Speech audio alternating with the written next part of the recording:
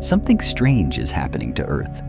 The planet's rotation, balance, and sense of time are not as stable as we once believed.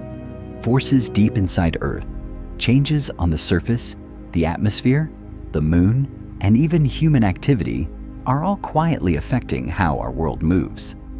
And as scientists measure these changes more precisely, one question becomes impossible to ignore. How much do we really understand about the planet we live on? Today, we explore why Earth itself may be changing in ways we never expected. Let it begin. On June 29, 2022, something happened that almost nobody noticed. Not a disaster, not an explosion, not a signal from deep space. Just a day, an ordinary Tuesday, that ended too soon. Not by hours, not by minutes, by 1.59 milliseconds. That number sounds laughably small. But here's the thing. It wasn't supposed to happen at all. For as long as human civilization has been keeping time, from ancient sundials to mechanical clocks to the atomic timekeeping systems we use today, a day has always been defined as the time it takes Earth to complete one full rotation. 24 hours, 86,400 seconds. That number has been the backbone of every calendar, every schedule, every timestamp on every digital system on the planet. It is, in every practical sense, the heartbeat of modern life. And on June 29, 2022, that heartbeat skipped. Atomic clocks caught it. These are not the clocks on your wall or your phone. Atomic clocks operate on an entirely different level of precision. They measure time by counting the oscillations of cesium atoms, which vibrate exactly 9,192,631,770 times per second. They are so accurate that they would only drift by 1 second over the course of 300 million years. 300 million years. That's longer than dinosaurs have existed on this planet. These clocks do not make mistakes. And they all agreed June 29, 2022 was the shortest day ever recorded in the modern measurement era. Now, before you brush this off, stop and think about what 1.59 milliseconds shorter actually means at planetary scale. We're not talking about a watch running fast. We're talking about a planet. A planet that weighs 6 sextillion metric tons. That's a 6 followed by 21 zeros. A rock and metal sphere nearly 8,000 miles across, spinning through space at roughly 1,000 miles per hour at the equator. For that object, something almost incomprehensibly massive, to speed up even by a fraction of a millisecond requires an enormous amount of energy redistribution somewhere inside or on the system. Think of it this way. If you tried to stop a bowling ball rolling towards you, you'd feel the resistance. Now imagine trying to nudge something 6 sextillion times heavier. Any change in its rotation is not a small thing. It is a loud signal, dressed in a very quiet number.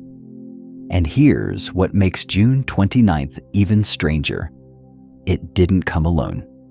The years 2020 through 2022 produced some of the shortest days ever measured on record. July 19th, 2020, another record breaker at 1.47 milliseconds short. The trend wasn't random noise, it was consistent. Something was pushing Earth to spin faster. And the scientific community had no single clean explanation for it. So let me ask you something directly. Did you ever stop to assume, just assume without questioning it, that a day on Earth is always exactly 24 hours? Most people do. It feels like a law of nature, like gravity, like the speed of light. Something fixed, permanent, non-negotiable. The truth is far more uncomfortable. 24 hours is an average. It's a convention. Earth's actual rotation period fluctuates, slightly but measurably, every single day, driven by forces that are still not fully understood. Your phone doesn't show you this fluctuation. Because an international body called the International Earth Rotation and Reference Systems Service quietly corrects for it, adjusting the official time standard called UTC so your calendar stays in sync with the actual sky. They are essentially doing daily maintenance on the concept of what time it is, and most of humanity has no idea this service exists. To be fair, 1.59 milliseconds doesn't sound like it should terrify anyone. And on a human scale, you're right, you wouldn't feel it. You'd never notice the day ending a tiny sliver sooner. Your coffee would still get cold at the same rate. Your commute would still take too long. But, and this is where it gets genuinely unsettling, the systems that run modern civilization are not built with human scale tolerance. GPS satellites calculate your position by timing signals to nanosecond precision. Global financial networks execute trades in microseconds with timestamps that determine who bought what and when. Internet infrastructure, power grids, telecommunications, all of it is synchronized to atomic time, which is in turn anchored to Earth's rotation. When that rotation misbehaves, even slightly, it creates cascading problems that engineers have to patch in real time, every single day. 1.59 milliseconds isn't a curiosity. It's a diagnostic reading, and it's telling us something is off, something deep, something systematic, something that our best models still can't fully account for. Here's the part that should sit with you. The scientific consensus going into the 21st century was that Earth was gradually slowing down, not speeding up.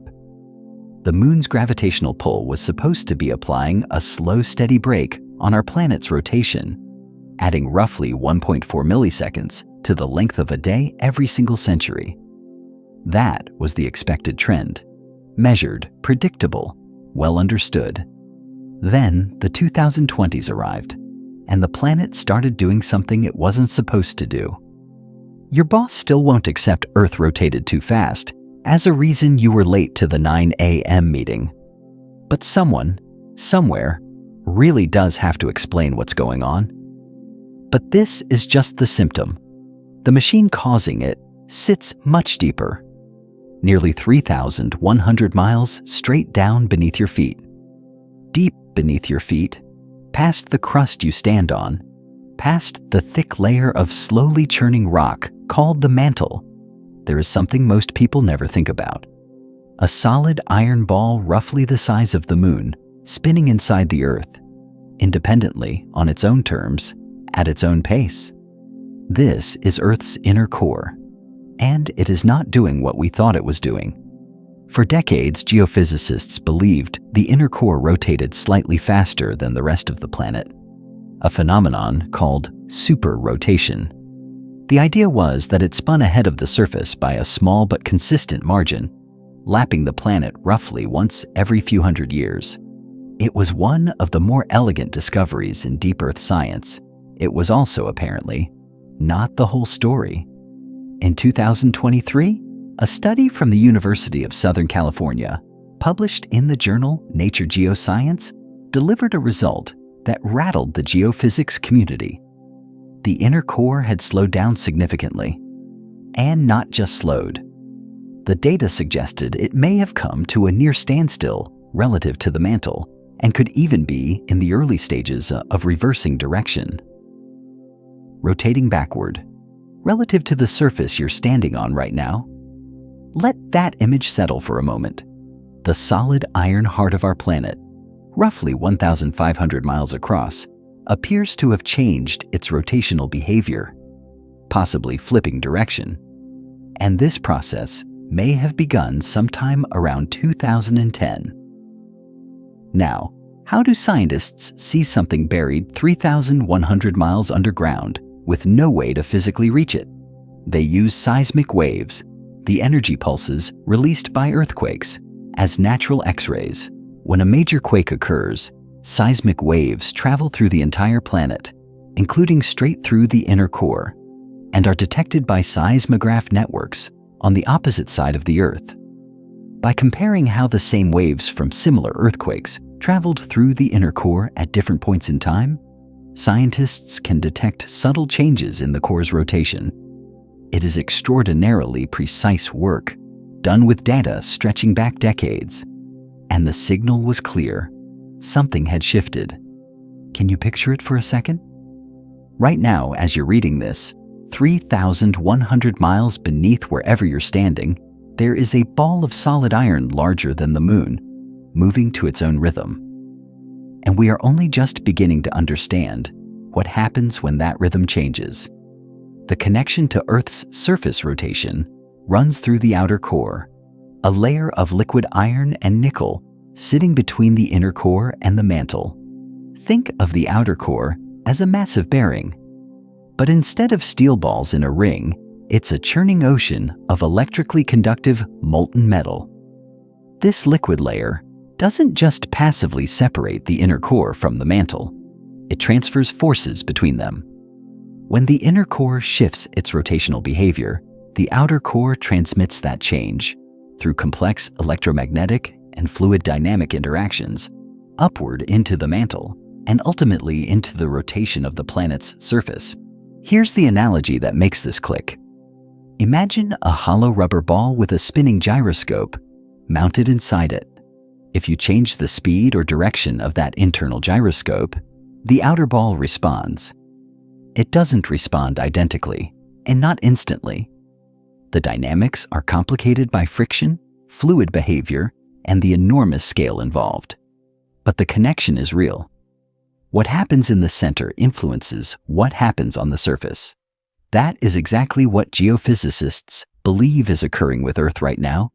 The 2023 USC study, led by researchers Yi Yang and Xiaodong Song, analyzed seismic wave data from repeating earthquakes.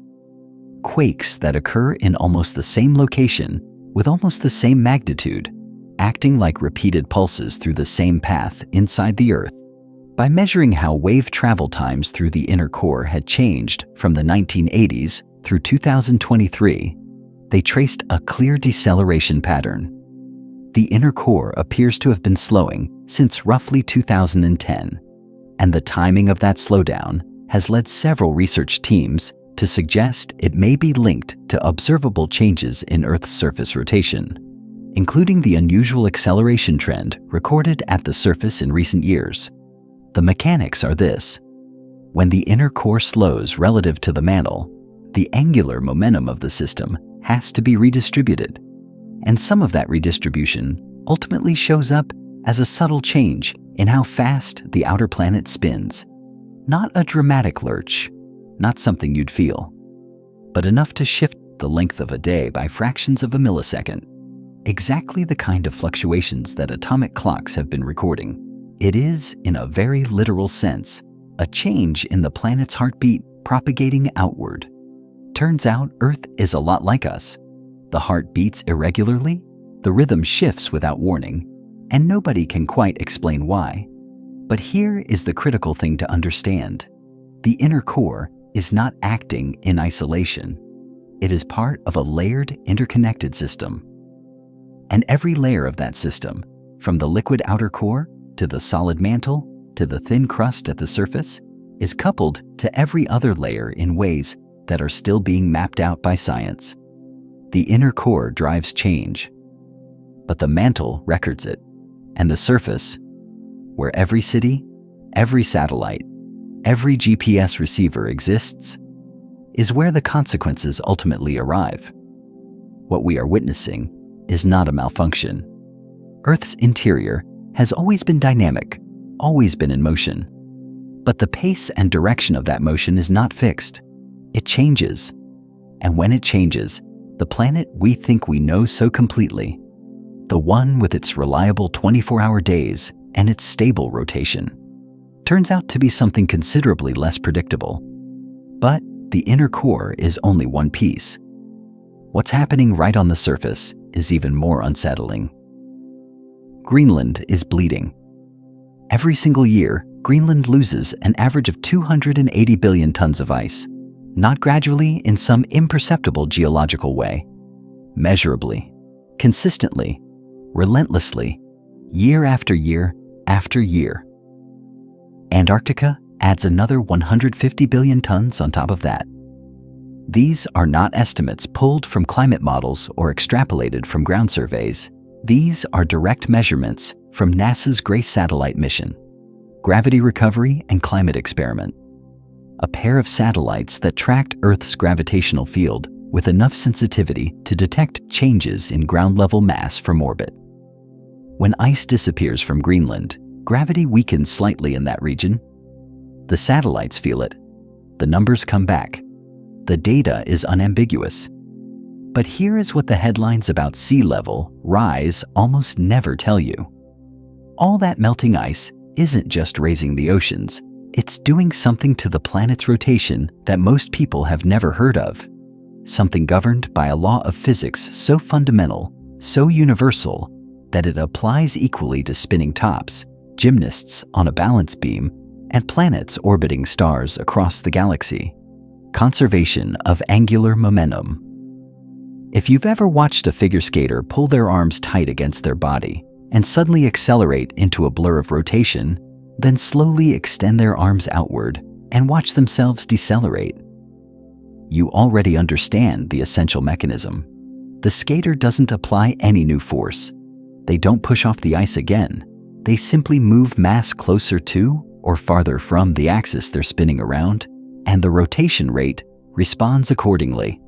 The total rotational momentum of the system stays constant, but when mass redistributes outward, the spin slows. When mass pulls inward, the spin accelerates. Now take that principle and apply it to a planet that weighs 6 sextillion metric tons. When ice sits locked on Greenland or Antarctica, it is concentrated near the poles, geographically close to Earth's rotational axis. That invisible line running straight through the center of the planet from geographic North Pole to South Pole. That ice, sitting where it is, contributes to a particular moment of inertia, a particular resistance to change in Earth's spin. When that ice melts and flows into the world's oceans, the water doesn't stay near the poles. It spreads. It distributes across the entire ocean surface, including the broad equatorial regions, which sit much farther from the rotational axis than the poles do. Physically, that is the exact equivalent of the figure skater throwing both arms wide open mid-spin. The planet, by the laws of physics, must slow down to conserve its angular momentum. And in the long run, it does. But not cleanly. Not in the neat, predictable single-direction way a simplified physics problem would suggest. Because this is Earth. And Earth is not a frictionless sphere in a vacuum. Here is the paradox that makes this genuinely complicated. The part that keeps rotation scientists up at night, staring at data that refuses to behave. The effect of ice, melt on Earth's rotation, isn't a simple one-directional break. It creates seasonal oscillations, subtle but entirely real variations in the length of a day, tied to how ice builds and melts across the two hemispheres throughout the calendar year. During Northern Hemisphere winter, water locks into continental snowpack and ice sheets across North America, Europe, and Asia, pulling mass slightly toward higher latitudes, slightly closer to the rotational axis, causing Earth to spin fractionally faster. Summer reverses the pattern as that water releases back into rivers, lakes, and eventually oceans. This seasonal pulse is measurable in atomic clock data. It's a rhythmic signal, like a slow planetary breathing cycle, superimposed on top of every other rotational force at work. So the rotation data looks complicated. You have the long-term deceleration signal from ongoing ice mass loss spreading into equatorial oceans. You have seasonal oscillations from hemispheric snow and ice cycles flipping back and forth every 6 months. You have contributions from intercore dynamics, from atmospheric pressure redistributions, from ocean current shifts, from groundwater extraction. All of it layered simultaneously, all of it real, all of it influencing the same number, the length of a single day, by amounts ranging from microseconds to milliseconds. Scientists trying to isolate each individual contribution are essentially sitting in a concert hall, trying to transcribe the sheet music for each instrument separately, while the entire orchestra plays at full volume. But there is one data point in all of this that tends to stop people mid-sentence when they hear it. Did you know that melting ice in Greenland is actually moving Earth's rotational axis itself? Not just changing the speed of rotation, moving the axis. The physical line the planet spins around. Since 1990, Earth's rotational pole has drifted approximately 13 feet, roughly 4 meters, predominantly toward the east. Researchers at NASA's Jet Propulsion Laboratory confirmed and quantified this drift in peer-reviewed studies, with the primary driver identified as the redistribution of water mass caused by ice loss in Greenland, accelerating glacial retreat across Alaska and mountain ranges globally, and the large-scale pumping of groundwater out of underground aquifers worldwide. 4 meters in 30 years. On a planet nearly 8,000 miles across, that sounds trivial. The kind of number you'd round down to 0 without a second thought. But think carefully about what the axis has moved actually means in practice. The geographic North Pole, the precise point on Earth's surface sitting directly above the rotational axis, has physically relocated. The planet is now spinning around a slightly different line than it was in 1990. That shift propagates into satellite orbital mechanics, into the precision correction data fed continuously into GPS systems, into the long baseline astronomical reference frames that observatories use to locate objects in deep space. When the axis moves, the math that describes Earth's position in the universe has to be updated. Constantly.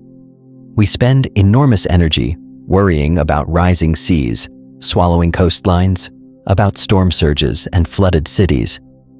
And those concerns are entirely legitimate. But while that conversation dominates, Earth is quietly doing something more geometrically fundamental. It is recalibrating the very axis it spins on in real time, driven partly by the same ice loss feeding those rising seas. The planet isn't alarmed by this. It doesn't have preferences or anxieties. It simply responds to wherever its mass is sitting at any given moment, rotating around whatever axis the current mass distribution dictates. It has been doing exactly this for 4.5 billion years, adjusting continuously as continents drifted, ice ages came and went, oceans rose and fell. This is not new behavior for Earth. What is new is that one species on its surface is now contributing to the redistribution, and doing so fast enough that the effects are showing up in data collected within a single human lifetime. We are, it turns out, not just observers of this process, and humans aren't just victims of this imbalance. We are actively accelerating it in a way almost nobody saw coming. In 2023, a study published in the journal Geophysical Research Letters landed with the kind of quiet, specific authority that occasionally reshapes how scientists think about an entire category of human impact. The paper didn't focus on carbon emissions. It didn't model temperature rise or ecosystem collapse. It looked at something far more concrete and far stranger: the physical movement of Earth's rotational axis caused by humanity pumping water out of the ground. The finding was this: between 1993 and 2010, human extraction of groundwater, pulling it up from underground aquifers to irrigate crops, supply growing cities, fill industrial needs across every inhabited continent, totaled approximately 2,150 billion tons of water. That water was lifted from its underground position, used at the surface, and eventually made its way through rivers, drainage systems, and evaporation cycles into the world's oceans, redistributing an enormous quantity of mass across the planet's surface in a pattern quite different from where it had originally sat underground. The result, according to the study's calculations, Earth's rotational pole shifted by approximately 78 centimeters, nearly 31 inches, toward the east. 78 centimeters, from pumping water to water farms and supply cities. This was not a geological event. No tectonic forces were involved. No volcanic eruptions redistributed millions of tons of rock. No asteroid struck the surface. It was irrigation. It was municipal water infrastructure. It was the accumulated, unremarkable hydraulic activity of human civilization across 17 years. And the planet's rotational axis physically moved in response.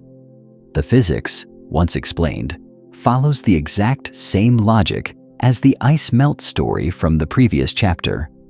Groundwater sits underground in specific locations, concentrated in particular aquifer systems, at particular depths, at particular distances from Earth's rotational axis.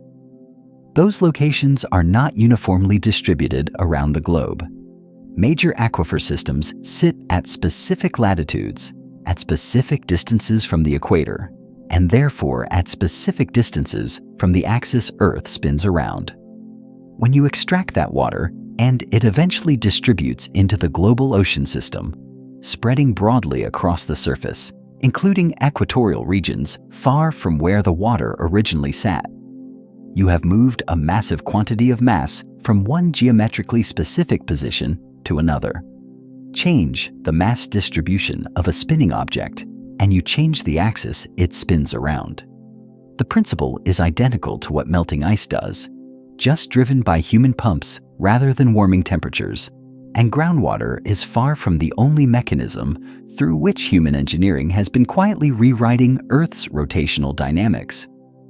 Large hydroelectric dams impound water at elevation, sometimes hundreds of feet above sea level, often in mountainous regions at specific latitudes far from the equator. When a dam's reservoir fills, it doesn't just store water, it repositions hundreds of billions of tons of mass to a specific elevation and geographic location, at a specific distance from Earth's rotational axis. That repositioning changes what physicists call the moment of inertia, the resistance a rotating body has to changes in its spin rate, and therefore, however fractionally, changes the rotation rate of the entire planet. Picture a vinyl record spinning on a turntable. If you place a small piece of clay at the very center of the record, directly on the spindle, it has almost no effect on the spin, because it sits on the axis itself, contributing essentially nothing to the rotational dynamics. But move that same piece of clay to the outer edge of the record, and the effect is significantly larger. The farther mass sits from the axis of rotation, the more leverage it has over the rotational behavior of the system. Every large dam is, in this precise physical sense, placing a weight at a specific position on Earth's record. And the record responds. The Three Gorges Dam in China offers the most frequently cited example, and for good reason. Its reservoir holds approximately 39 billion tons of water, a quantity so large it's difficult to picture in human terms.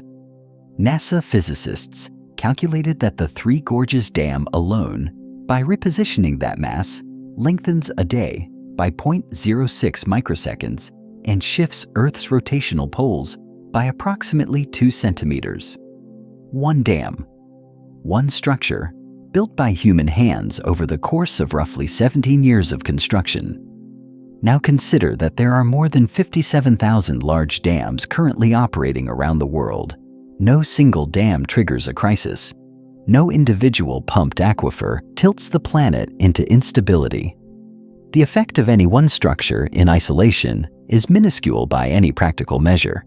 But the cumulative weight of all of them, every reservoir, every irrigation network, every municipal extraction system operating simultaneously across decades on every continent, is not minuscule. It is documented. It is in peer-reviewed literature. It has moved Earth's axis by a measured quantified amount that shows up in geodetic data. Think of it as the planetary equivalent of compound interest. A single penny doubled daily for a month becomes over $10 million.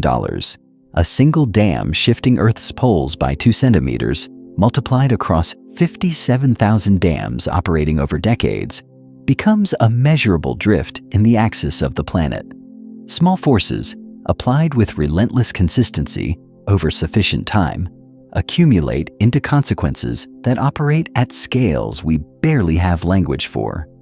There is something genuinely strange about sitting with this realization. We didn't design a plan to move Earth's axis. Nobody at any dam construction meeting ever wrote "Shift Rotational Pole" on the project outcomes slide. We set out to irrigate crops, generate electricity, supply water to cities. The entirely ordinary ambitions of a civilization trying to sustain itself and grow. The fact that those ordinary ambitions, pursued at industrial scale across generations, have produced measurable consequences at the level of planetary geometry, says something profound about what kind of force humanity has quietly become on this world. We are not just inhabitants of this planet. We are, whether we intended it or not, a geological actor, one whose fingerprints now appear not just in the atmosphere or the oceans, but in the rotational mechanics of the planet itself. We planted flags on the moon. We drove rovers across Mars. We sent Voyager past the edge of the solar system into interstellar space. And somewhere between all of that, without anyone making a formal announcement, we also started nudging the axis that Earth spins around, one pumped aquifer at a time. But everything humanity has done combined still doesn't compare to the force that has been reshaping Earth's rotation for 4 billion years. 4.5 billion years ago, a day on Earth lasted roughly 6 hours. Not 6 hours as a metaphor, not 6 hours as a rough approximation subject to large error bars, 6 hours, confirmed through physical evidence, locked inside ancient rocks and fossils that geologists have been patiently reading for decades. Fossil coral from the Devonian period, roughly 375 million years ago, preserves daily and annual growth rings so fine that scientists can count them like tree rings. And those counts consistently show approximately 400 days per year, meaning each day was only about 22 hours long at that point in time. Go further back to ancient tidal sediment deposits called tidal rhythmites, layered formations in places like the Elatina Formation in South Australia, dating back roughly 620 million years. And the preserved tidal cycles point to days of around 21 to 22 hours. Push all the way back to the earliest period of Earth's formation, 4.5 billion years ago, and the physics of planetary accretion, combined with the angular momentum of the proto-Earth system, produces a rotation period of approximately 6 hours per day. 6 hours. 4 rotations where we now have one. The sun would have risen and set 4 times in the span of a single modern day. Something has been steadily stealing time from this planet for billions of years, and that something is hanging in the sky every night, close enough to move the oceans. The moon's gravitational pull doesn't act on Earth like a simple tug in one direction. It acts asymmetrically. The side of Earth facing the moon feels a stronger gravitational pull than the side facing away, and this difference stretches the planet slightly along the Earth-Moon axis, creating tidal bulges. These bulges are not static. Earth rotates faster than the moon orbits, so the tidal bulges are constantly being dragged slightly ahead of the moon's position by Earth's rotation. That misalignment creates a gravitational friction, the moon continuously pulling back on those forward-leaning bulges, applying a perpetual rotational brake on the planet. The result? Every single century, the length of a day grows by approximately 1.4 milliseconds. 1.4 milliseconds per century sounds negligible. Over geological time, it accumulates into the difference between a 6-hour day and a 24-hour day. Over the 4.5 billion years of Earth's existence, that braking force has cost this planet roughly 18 hours of daily rotation. And the precision with which we know this is remarkable. Apollo astronauts placed retroreflectors, specialized mirrors, on the lunar surface during multiple missions between 1969 and 1972. Scientists on Earth have been firing laser pulses at those mirrors ever since, measuring the exact round-trip travel time of the light to calculate the Earth-Moon distance with millimeter-level accuracy. Those measurements, accumulated across more than 5 decades of continuous observation, confirm it definitively. The Moon is retreating from Earth at a rate of 3.8 centimeters per year. 3.8 centimeters. Every year, the Moon is leaving. Now think about what that retreat means for the braking force itself. Gravitational attraction follows an inverse square relationship with distance. Double the distance, and the gravitational influence drops to 1/4 of its former strength. As the Moon pulls farther away, its tidal grip on Earth gradually weakens. The braking force slowly diminishes, which means that far into the future, across timescales measured in billions of years, Earth's rotation will stop decelerating at its current rate, and the dynamic between these two bodies will shift into entirely different territory. The Moon is like someone stretching a thick elastic band between two posts. Right now, the tension is high, the band is taut, the pull is strong, the braking is effective. But with every passing year, the posts move fractionally farther apart. The band stretches thinner. The tension drops. Eventually, at distances far beyond anything we'll witness in human history, the elastic loses its grip almost entirely. What happens then is a question that takes you into genuinely mind-bending orbital mechanics. If the Moon recedes far enough over billions of years, the tidal braking effect weakens to the point where other forces, subtle gravitational interactions with the Sun, redistribution of Earth's internal mass, changes in atmospheric and oceanic dynamics, begin to dominate the rotation budget in ways that are difficult to model across such enormous timescales. So here is a question worth sitting with for a moment. If the Moon simply vanished right now, gone, removed from the sky entirely, how fast do you think Earth would eventually spin?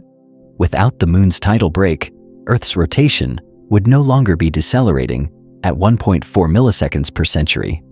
The planet would retain whatever spin rate it had at the moment the Moon disappeared, and without that continuous braking force, the long-term trajectory of Earth's rotation would be governed by a much more chaotic set of forces. Some models suggest that without the Moon's stabilizing influence, Earth's axial tilt could wander dramatically over millions of years, swinging from near zero to extreme obliquity, causing climate shifts so severe and so rapid that the conditions for complex life would become radically unstable. The Moon isn't just a timer, it's a stabilizer. The romantic image of the Moon, the thing poets write about, the thing lovers look up at, the silver light that has accompanied every human civilization that has ever existed, turns out to be underselling it catastrophically. The Moon is the reason a day is long enough to do anything meaningful. It is the reason Earth's axial tilt has remained stable enough for seasons to be predictable across geological time.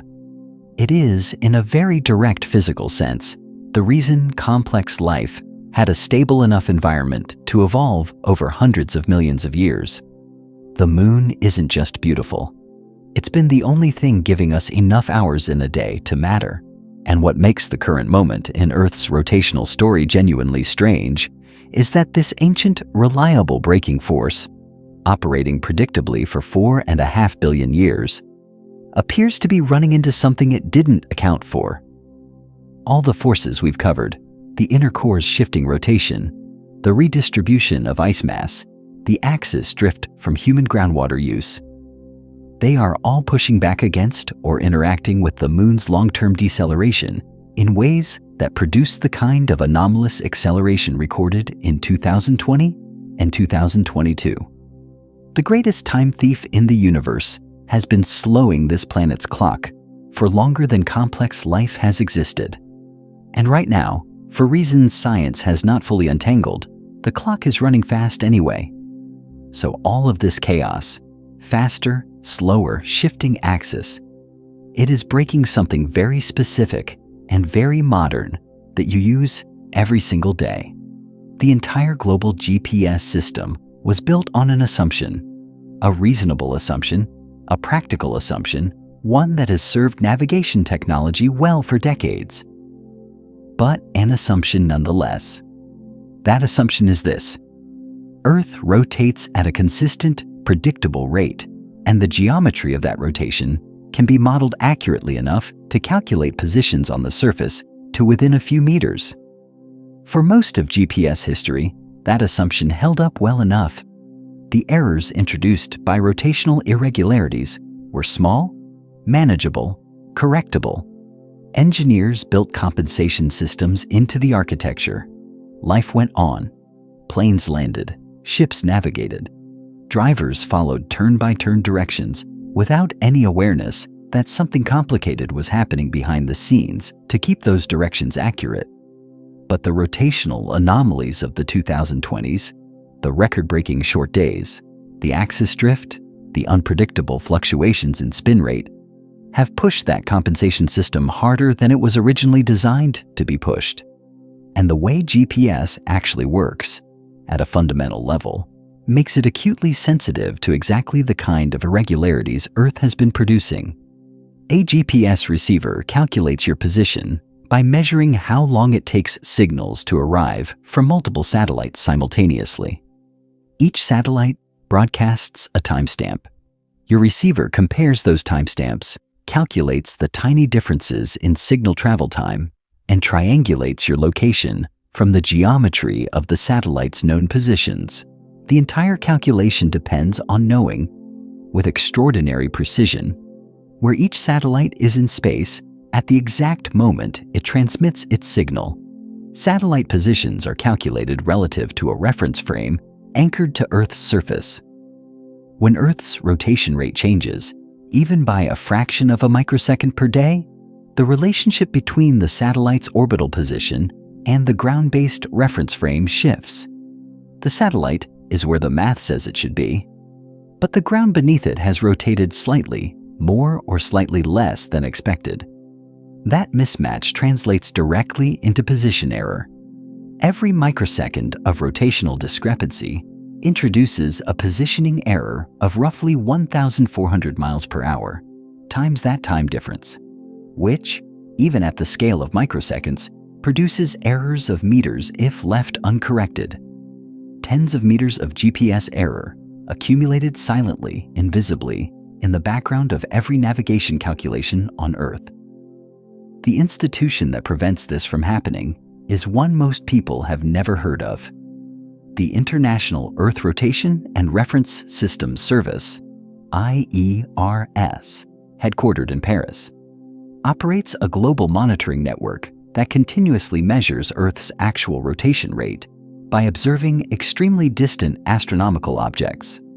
Quasars, which are the luminous cores of active galaxies billions of light-years away, so far that they appear essentially stationary regardless of Earth's motion.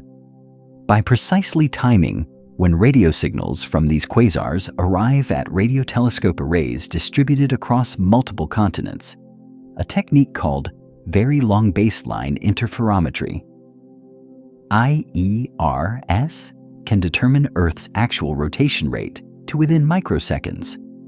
From those measurements, IERS continuously publishes a correction value called UT1 minus UTC, the difference between universal time, which tracks Earth's actual rotation, and coordinated universal time, which is kept by atomic clocks running at a perfectly steady rate. Every GPS satellite, every atomic clock network, every piece of infrastructure that needs to know what time it actually is relative to Earth's rotation receives and applies this correction. Without it, the errors would accumulate. Days would pass, the planet's actual position would drift further from the predicted position, and navigation systems worldwide would begin telling you that you are somewhere you are not. This correction infrastructure runs continuously, around the clock, without pause. It has been running since the 1970s. Most of the people whose lives depend on it, pilots, ship captains, engineers routing power through smart grids, traders executing microsecond-level financial transactions, have no idea it exists. And the global financial system's dependence on this infrastructure runs even deeper than navigation. Stock exchanges, interbank settlement systems, and high-frequency trading networks all operate on timestamps precise to the microsecond. A trade executed at one specific microsecond versus the next can represent millions of dollars in difference under certain market conditions. Those timestamps are synchronized to atomic time, which is in turn anchored to Earth's rotation through exactly the correction chain IERS maintains. When Earth's rotation misbehaves, the entire financial timing architecture has to absorb the correction, and systems that weren't designed with sufficient flexibility can produce cascading errors. Telecommunications networks face similar dependencies. The synchronization protocols that allow mobile networks to coordinate data transmission across thousands of cell towers, the timing systems that keep internet packet routing efficient, the frequency standards that prevent radio and satellite communication channels from drifting into each other. All of it ultimately traces back to a time standard that is anchored, through layers of correction, to the actual rotation of the actual planet. Smart power grids use time synchronization to coordinate generation and distribution across vast geographic areas. When two sections of a grid are operating on slightly different time references, the alternating current cycles they're managing can fall out of phase. And out-of-phase power systems at sufficient scale can cause equipment damage and outages. The time reference those grids use is ultimately derived from atomic time corrected for Earth's rotation. So every time you open Google Maps and a blue dot appears on a street, somewhere in the background, a chain of corrections is running. Corrections that begin with a radio telescope array pointing at a galaxy billions of light years away, measuring the rotation of the planet you're standing on, and feeding that measurement into the system that tells the satellite where the ground actually is. Did you know that every time you open Google Maps, a station monitoring Earth's rotation somewhere in the world is updating its data to keep that map accurate? Most people imagine GPS as a clean, self-contained technology. Satellites above, receiver below, geometry in between. The messiness of a planet that won't rotate consistently is not part of the mental model most of us carry. But it is very much part of the operational reality that engineers manage every single day. Earth wobbles. It speeds up. It slows down. It tilts its axis a few centimeters. And an entire shadow infrastructure, invisible to almost everyone who depends on it, works continuously to patch the difference between what the planet is actually doing and what our technological systems need it to be doing. Earth rotates slightly wrong, and suddenly the entire planet has to hold an emergency committee meeting just to add 1 second to the calendar. And there has been a slow-burning global argument spanning decades about what to do when Earth spins too fast, to the point where we might have to erase a second from history entirely.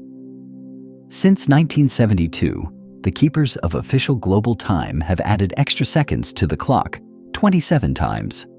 27 moments where the world's timekeeping systems paused, held at 23:59:60 before rolling over to midnight, to let Earth's actual rotation catch up with the steady march of atomic time. These are leap seconds, small, unglamorous corrections inserted into the calendar like a mechanic adding a shim to stop something from rattling. Every single one of those 27 insertions was additive. Every time, Earth was the slower party, rotating slightly behind the pace that atomic clocks maintained. The moon's tidal braking, combined with various geophysical processes redistributing mass around the planet, had been reliably keeping Earth's rotation just fractionally below the atomic standard. The leap second system was designed around that reality. Add a second when Earth falls behind. Never subtract one. That direction of correction was baked into the assumption at the foundation of the entire architecture.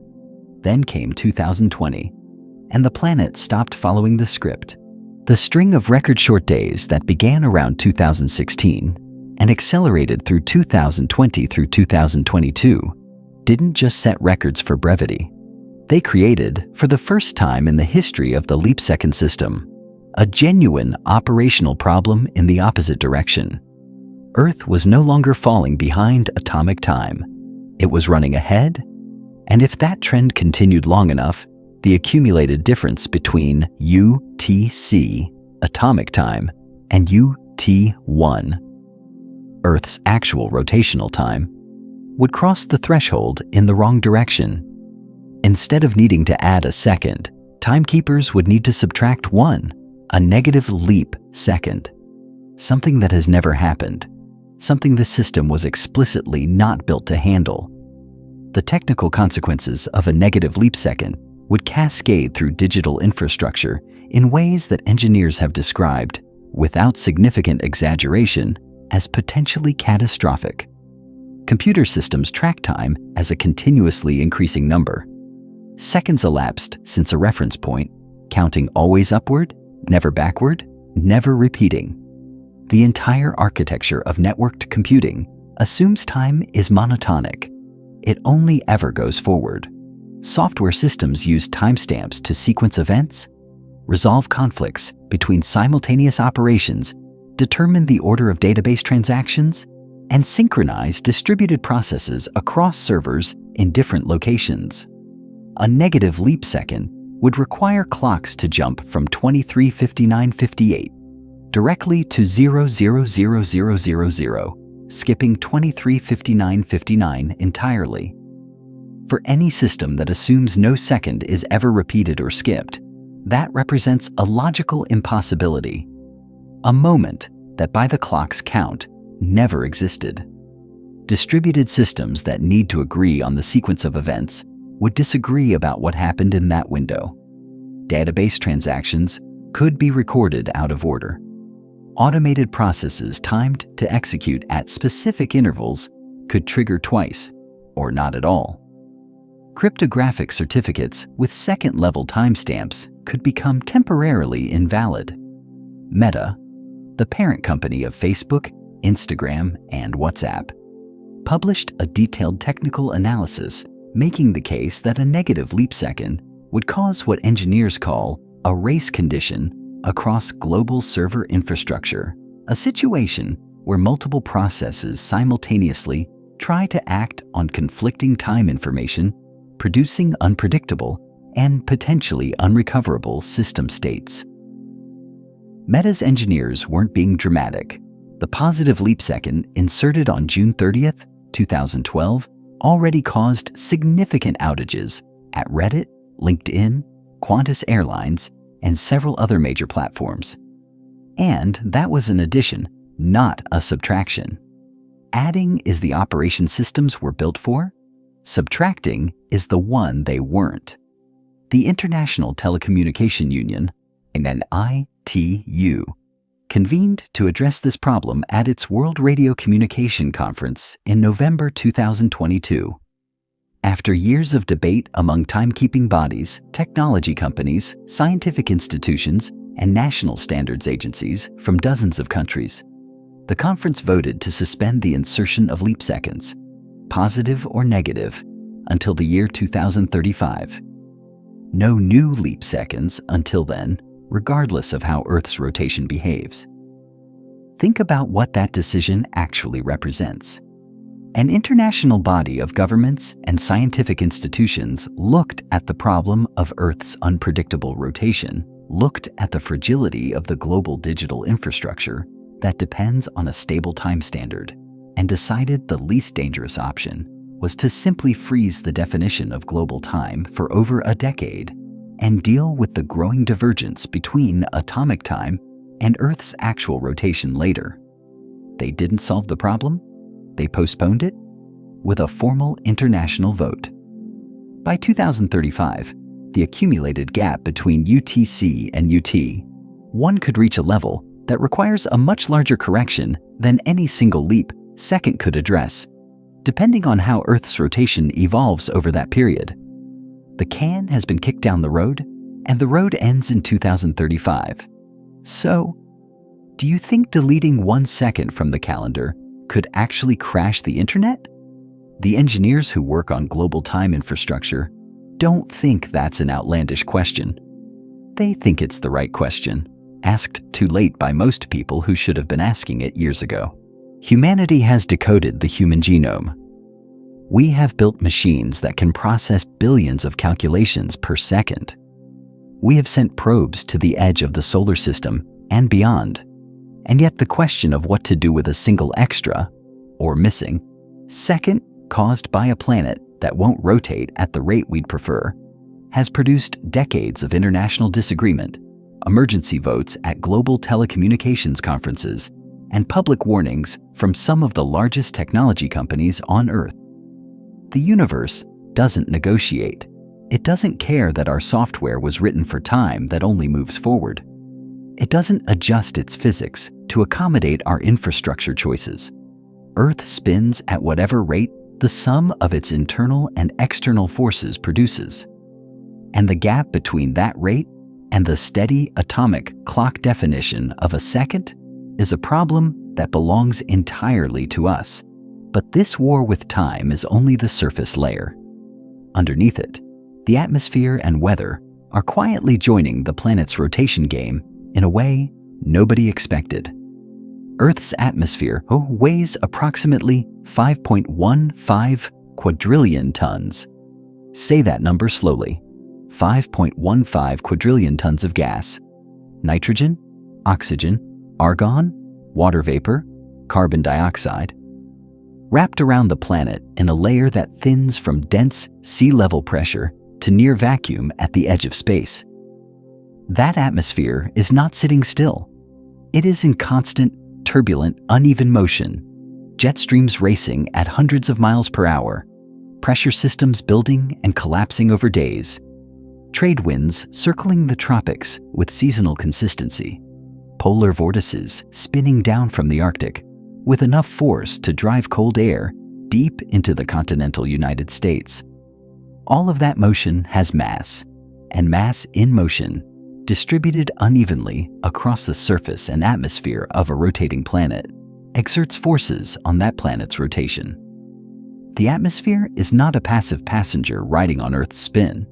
It is an active participant, a massive, constantly shifting flywheel that pushes and pulls on the planet's rotation rate in ways that are measurable, documented, and more significant than almost anyone outside geophysics would guess. The mechanism runs through angular momentum exchange. When atmospheric winds blow in the same direction as Earth's rotation, eastward, they are effectively accelerating relative to the surface, and by conservation of angular momentum, the solid Earth must compensate by rotating fractionally slower. When winds shift to blow westward, the exchange runs the other direction, and Earth speeds up slightly. This is not a theoretical relationship.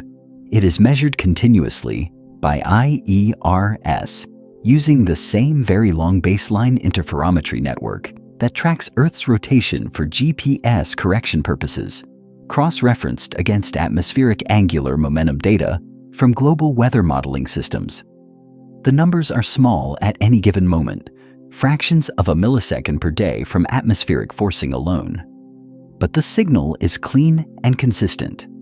And two particular climate patterns make that signal unmistakably large: El Niño and La Niña. El Niño and La Niña are opposite phases of the El Niño Southern Oscillation, ENSO, a recurring climate pattern driven by sea surface temperature variations across the tropical Pacific Ocean. During El Niño, warmer than average Pacific waters shift atmospheric pressure gradients and wind patterns across the entire planet. Trade winds weaken, the jet streams shift. Rainfall patterns reorganize across North America, South America, Africa, and Asia. During La Niña, the pattern reverses. Sea surface temperatures cool, trade winds strengthen, and the global atmospheric circulation reorganizes again. No AA has confirmed a measurable correlation between ENSO cycles and variations in the length of a day. During El Niño events, when trade winds weaken and the distribution of atmospheric mass and momentum shifts, measurable changes in Earth's rotation rate follow. During La Niña, the opposite perturbation appears. The 2015 through 2016 El Niño, one of the strongest on record, produced a detectable signature in rotation data. The atmosphere, rearranged by ocean temperatures thousands of miles away, was tugging on the planet's spin. Beyond ENSO, the seasonal cycle itself drives a reliable annual oscillation in rotation rate. During Northern Hemisphere winter, cold air masses, denser, heavier than warm air, accumulate over the continental landmasses and polar regions. Cold air is more compact. Its mass is distributed slightly differently than warm air, sitting lower in the atmosphere and concentrating near regions closer to the rotational axis. That seasonal redistribution of atmospheric mass shifts the planet's moment of inertia just enough to change the rotation rate by fractions of a millisecond. Days in Northern Hemisphere winter are measurably, if barely, longer than days in summer. A real day in January is slightly longer than a real day in July. Not because of anything astronomical, but because of where the cold air is sitting. The planet, in this sense, breathes seasonally, and each breath changes the clock. Picture Earth as a dancer, wearing a very large, very heavy cloak, one whose fabric billows and shifts with every movement and every breeze.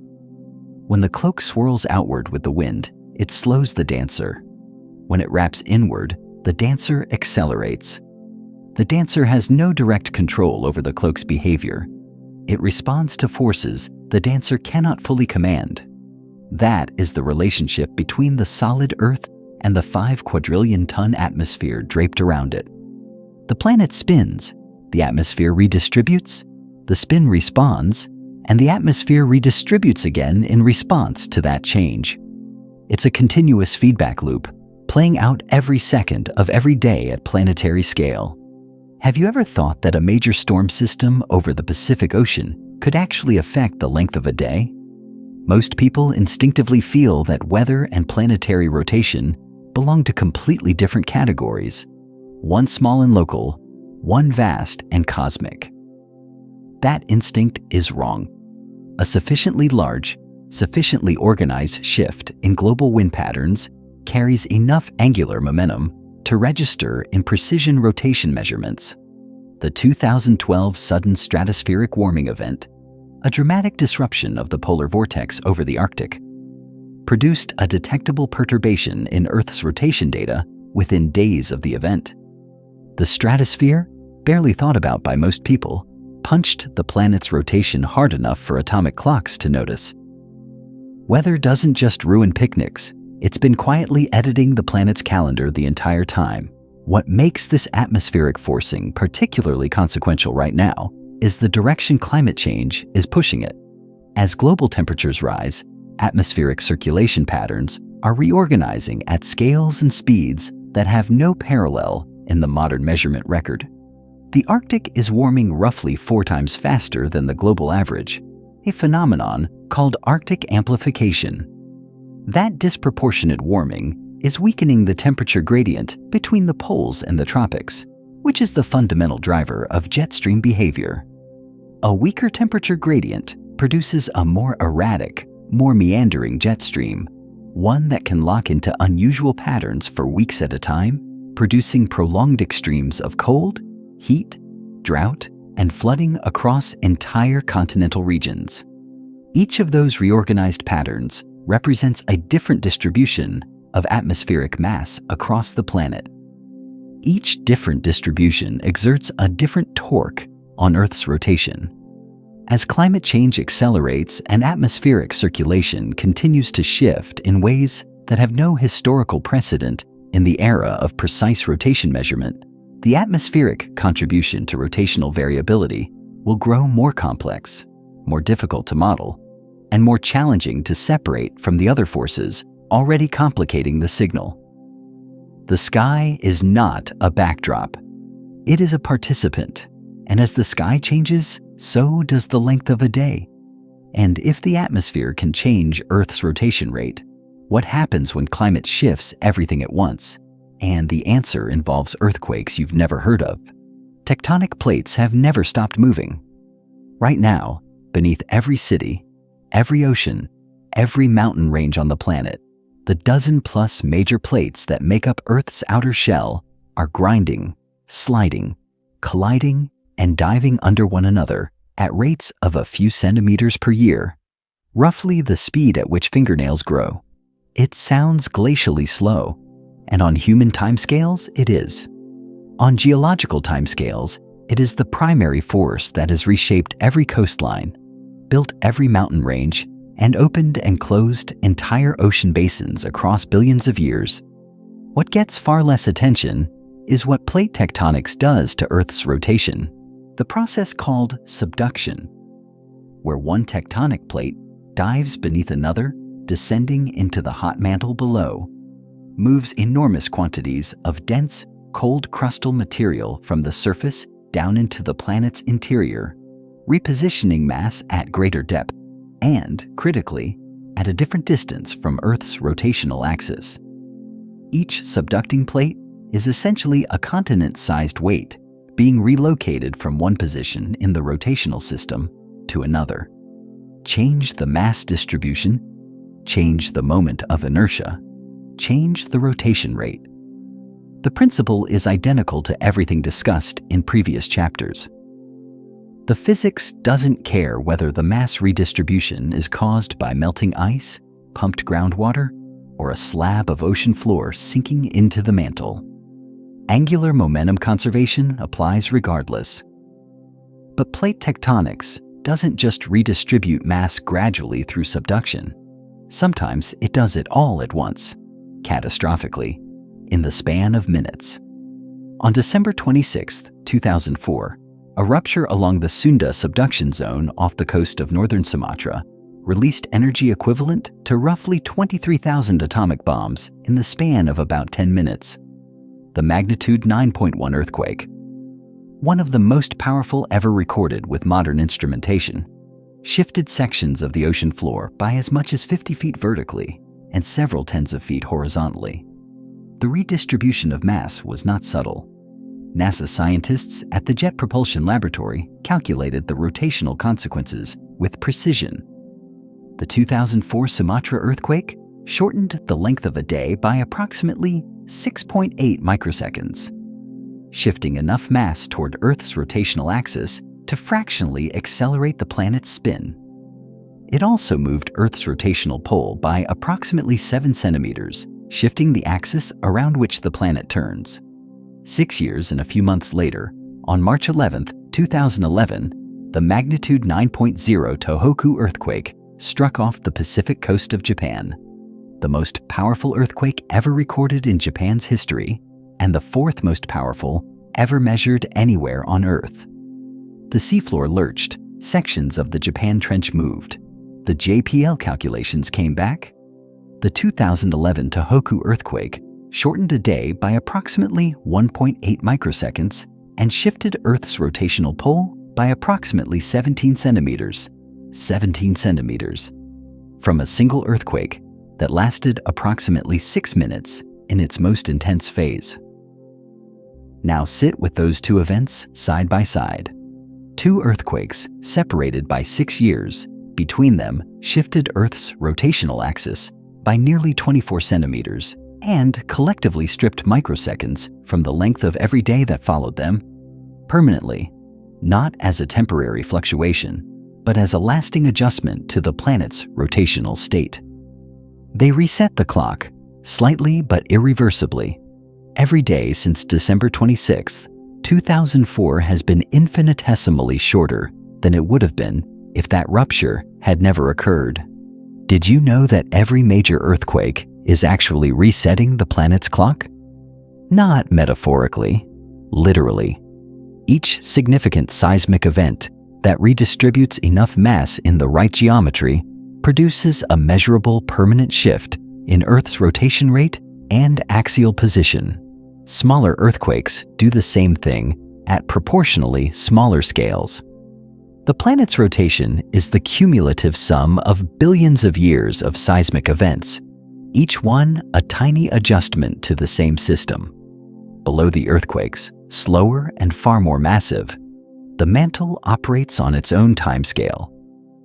Earth's mantle, the vast layer of solid but slowly flowing rock between the thin crust and the liquid outer core, extends from roughly 18 miles below the surface down to roughly 1,800 miles deep.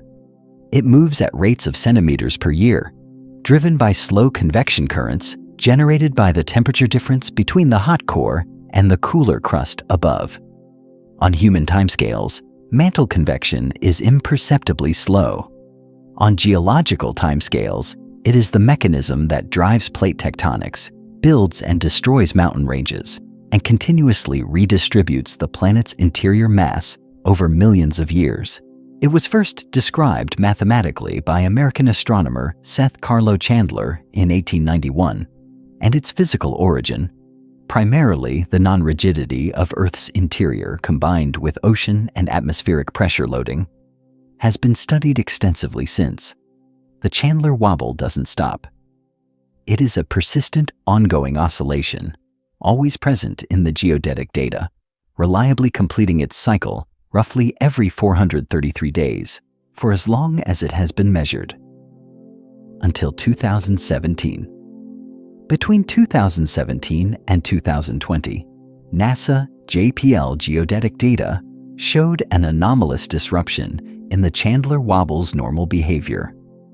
The amplitude of the wobble, the size of the circular path traced by the rotational pole, diminished significantly. The wobble didn't disappear entirely, but it weakened in a way that had no clear precedent in the measurement record and no fully satisfying explanation in the literature. Some researchers proposed links to ocean bottom pressure changes. Others pointed to atmospheric loading shifts. None of the proposed explanations achieved consensus. The wobble subsequently showed signs of recovering, but the episode left an uncomfortable question unanswered.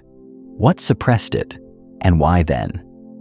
The Chandler wobble disruption and the subsequent rotation acceleration form a temporal sequence that is difficult to ignore. The wobble weakened starting around 2017, and the record short days began accumulating starting around 2016 and peaked in 2022. Whether these two phenomena share a common cause, or whether their overlap in time is coincidental, is genuinely unknown. Scientists have proposed possible connections. None have been confirmed. That unresolved overlap sits precisely at the boundary that the scientific community has not yet clearly defined. The line between natural variability within a complex system and a signal indicating something systematically different is occurring. Earth's rotation has always been variable. It has always been influenced by overlapping forces operating on different timescales. Anomalies appear in the historical record, get explained eventually, and get absorbed into the standard model. The question being quietly asked in geophysics right now is whether the 2020 acceleration and the Chandler wobble disruption fit that pattern. Unusual, but ultimately explicable fluctuations, or whether they represent the leading edge of a shift in the system's behavior that the current generation of models isn't equipped to characterize. Nobody has a clean answer. What's more unsettling, a danger that's fully understood, or a phenomenon that science itself hasn't been able to explain yet? Most people instinctively fear the known threat more. The hurricane with a forecast track, the earthquake on a mapped fault. But the things that have historically caught civilization off guard were the ones that didn't fit the existing models. The ones where the data was clear but the interpretation wasn't. The ones where the right question hadn't been asked yet because nobody knew to ask it.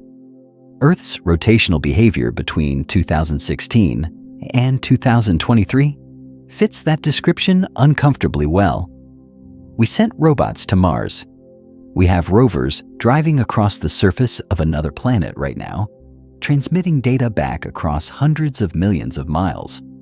We have a telescope in orbit beyond the moon, capturing light from galaxies formed a few 100 million years after the Big Bang.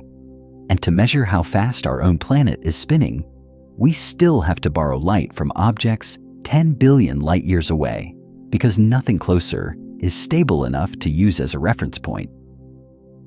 That gap between the sophistication of what we've built and the limits of what we understand about the ground beneath our own feet is not a gap that closes easily. Earth is not a controlled experiment. It cannot be paused and rerun with a single variable changed. Every force discussed in this story acts simultaneously, interacts with every other force, and produces a composite signal that has to be untangled after the fact, with instruments that measure effects rather than causes. The dark zone of science is not a failure. It is an honest accounting of where the boundary of knowledge currently sits. But if you think what you've heard so far represents the full depth of this story, the final act will force you to rethink the entire time frame of the problem. 4.5 billion years ago, a day on Earth lasted approximately 6 hours. 1,400,000,000 years ago, based on sedimentary evidence preserved in rocks at the bottom of the Grand Canyon, a day had stretched to approximately 21 hours. Today, that same day runs 24 hours. 3 data points spanning nearly half the age of the universe. And they tell a story of a planet being relentlessly, continuously braked by the gravitational grip of its moon. The Grand Canyon evidence deserves a moment. Buried within the Galeros Formation, ancient tidal sediments deposited roughly 1,400,000,000 years ago in what was then a shallow inland sea. Geologists found rhythmite layers, thin, alternating bands of sediment laid down by tidal cycles. By counting those bands and analyzing their thickness patterns, scientists could reconstruct the tidal period of that ancient ocean, and from that, calculate how fast Earth was rotating when those grains settled. The answer came back, approximately 21 hours per day. The Grand Canyon, which most people think of as a record of geological layering and erosion, also contains a timestamp of how long a day was over 1 billion years ago. From 6 hours to 21 hours to 24 hours. The trajectory looks smooth when stated that simply, but the actual history of Earth's rotation is anything but smooth. It is a record of irregular deceleration, interrupted by pauses, punctuated by anomalies, and shaped by forces that didn't operate at constant strength across geological time. The most striking interruption is a period geologists have named, with characteristic scientific understatement, the Boring Billion, spanning roughly from 1,800,000,000 to 800,000,000 years ago. This era shows geological evidence of remarkable stagnation, minimal continental drift activity, reduced volcanic output, relatively stable ocean chemistry, and critically, very slow change in Earth's rotation rate. The rotational deceleration that had been progressing steadily through the earlier Precambrian appears to have slowed dramatically during this interval, as if something in the Earth-Moon tidal system entered a temporary plateau. Why? That question does not have a fully accepted answer. Some researchers have proposed that the configuration of continents during the Boring Billion created shallow inland seas at specific latitudes that damped tidal energy dissipation, essentially reducing the efficiency of the moon's braking mechanism. Others have pointed to possible changes in ocean depth distributions affecting how tidal waves propagated around the planet. The honest position is that the Boring Billion remains one of the more perplexing chapters in Earth's rotational biography. A billion-year pause in a story that was supposed to proceed more continuously. After the Boring Billion ended, deceleration resumed. Continents fragmented and reorganized. Ocean basins opened and closed. Tidal dynamics shifted as continental configurations changed, and the day length crept upward through 21 hours, 22, 23, reaching the 24-hour mark that modern civilization has built itself entirely around. But the story doesn't end today. It extends forward in time as well, and the forward projection is as disorienting as the backward view.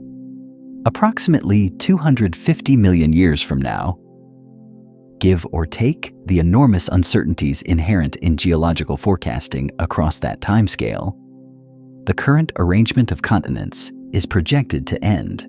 The Atlantic Ocean, which has been widening at roughly the pace of fingernail growth for the past 200 million years, will eventually stop spreading and begin to close. North America and Europe, South America and Africa will begin converging. The precise geometry of what comes next is debated among geologists who have proposed different configurations for the next supercontinent. Some call it Amasia, formed by the closure of the Arctic Ocean and the collision of the Americas with Eurasia. Others model Pangaea Proxima, a reassembly of the current continents into a configuration resembling the ancient Pangaea, but shifted in position. Whichever model proves more accurate, the mass redistribution involved in assembling a supercontinent is staggering. Entire ocean basins close. Mountain ranges kilometers high form along collision zones.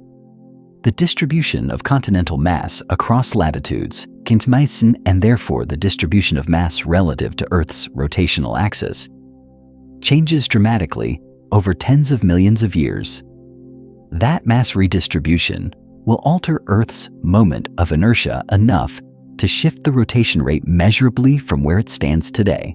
Whether the resulting day ends up longer or shorter than 24 hours depends on the specific geometry of how the continents reassemble. A calculations that cannot be made with precision from where we currently stand. The planet is not a static machine that reached its final configuration and will now maintain it indefinitely. It is still in motion, still reorganizing, still in the middle of a process that began 4.5 billion years ago and will continue for billions more. Think of it as a gyroscope that has been spinning for 4.5 billion years. The gyroscope is not about to stop. It has enormous angular momentum, and the forces acting on it, while real, are slow. But the rate at which it spins has never been constant, will never be constant, and the next several billion years will produce changes as large as any that have already occurred. The gyroscope is still mid-story. If you lived in the era when a day lasted only 6 hours, what would that world even look like? 4 sunrises per day, 4 sunsets, darkness arriving every 6 hours, light returning 6 hours later. The human circadian rhythm, tuned over millions of years of evolution to a roughly 24-hour cycle, would be biologically incoherent in that world. Sleep architecture would have to be entirely different. Agriculture, assuming it could exist at all, would operate on a completely alien schedule. Weather patterns, driven partly by the differential heating of the planet's surface across a day-night cycle, would be fundamentally reorganized by a rotation rate 4 times faster than today's. Early Earth's atmosphere was also completely different. No oxygen, no ozone layer, a surface bombarded by ultraviolet radiation and constantly reshaped by intense volcanism. But the rotation rate alone would make it an alien world, even if the atmosphere had somehow been breathable. Early humans had 4 sunrises per day. Whether that made them more productive than us is genuinely unclear. But they definitely had more alarm clock moments. And if the past changed this unevenly, the near future, just a few decades away, may bring a very specific and very concrete problem. The acceleration trend that produced the record short days of 2020 through 2022 poses a question that nobody in the timekeeping community can currently answer with confidence. Is this a temporary fluctuation? A transient anomaly that will reverse on its own as the contributing forces shift? Or is it the beginning of a sustained acceleration phase that will persist and deepen over the coming decades? Both possibilities are scientifically plausible. Neither has been ruled out, and the difference between them has consequences that reach far beyond the geophysics literature. If the acceleration trend continues at anything approaching the pace observed between 2016 and 2022, the accumulated difference between UTC, atomic time, and UT1, Earth's actual rotational time, will cross a threshold that triggers an unavoidable technical crisis. The specific year most frequently cited in the timekeeping literature is 2029. By that point, under certain rotation scenarios, the divergence between atomic time and Earth time could require the insertion of a negative leap second, the deletion of 1 second from the global clock. For the first time in the history of coordinated universal time. As covered earlier in this story, no piece of critical digital infrastructure currently in operation was designed to handle a negative leap second. The ITU vote in 2022 suspended leap second insertions until 2035, buying time but not solving the underlying problem. If Earth's rotation accelerates enough between now and 2035 to require a negative correction before that moratorium ends, the international timekeeping community will face a choice between allowing the divergence between atomic time and Earth time to grow beyond its historical tolerance, or overriding the moratorium and inserting a negative leap second into infrastructure that was explicitly not built for it. Neither option is clean. Neither option is without risk. The financial system's dependence on microsecond-level time synchronization makes it one of the most acutely vulnerable domains. Global financial markets collectively process transactions worth trillions of dollars every single day. High-frequency trading algorithms execute thousands of trades per second, with the sequence of those trades determined by timestamp ordering. A timestamp error at the microsecond level, caused by a timekeeping correction that different systems interpret differently or implement at different moments, can create phantom transactions, trades that are recorded as having occurred at times that are inconsistent across different nodes of the same network. In a distributed financial system where dozens of exchanges, clearinghouses, and custodial banks must maintain synchronized records, even microsecond-level inconsistency can produce settlement failures, regulatory reporting errors, and audit trails that don't reconcile. The 2012 positive leap second, in addition, the kind of correction these systems were designed for, still caused significant outages at multiple major internet platforms. A negative leap second is the subtraction those systems were explicitly never designed to handle. Aviation carries its own set of dependencies. The Boeing and Airbus aircraft currently in service, along with the global air traffic control infrastructure that manages their flight paths, rely on GPS-derived positioning that is synchronized to atomic time corrected for Earth's rotation. The position fixes that air traffic controllers see on their screens and that autopilot systems use for navigation are calculated using time signals accurate to the nanosecond. A timekeeping discontinuity, even one lasting only a second, propagates through GPS position calculations in ways that can produce position errors large enough to matter in high-density airspace, during instrument approaches in low visibility, or in oceanic airspace where aircraft separation is managed purely by GPS-derived position reports and timing. The Federal Aviation Administration and its international equivalents have contingency procedures for GPS outages and anomalies. What they do not have is a tested protocol for a global timekeeping event that has never occurred before and whose specific failure modes have not been empirically characterized. Because a negative leap second has never happened. Would you want to live in a world where a day could actually be shorter than 24 hours on your phone's clock? In a narrow technical sense, that world is already here. Earth has been producing days shorter than 86,400 seconds repeatedly since 2020. Your phone doesn't show you this because the correction infrastructure discussed throughout this story quietly absorbs the discrepancy and presents you with a stable 24-hour day, regardless of what the planet is actually doing.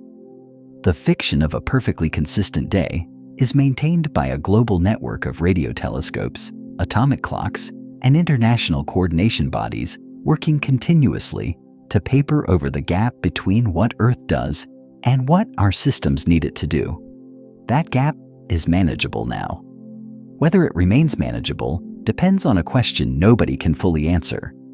What is Earth's rotation going to do next?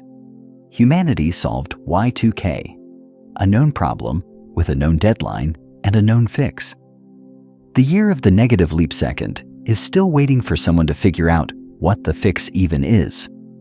The engineering community is not idle.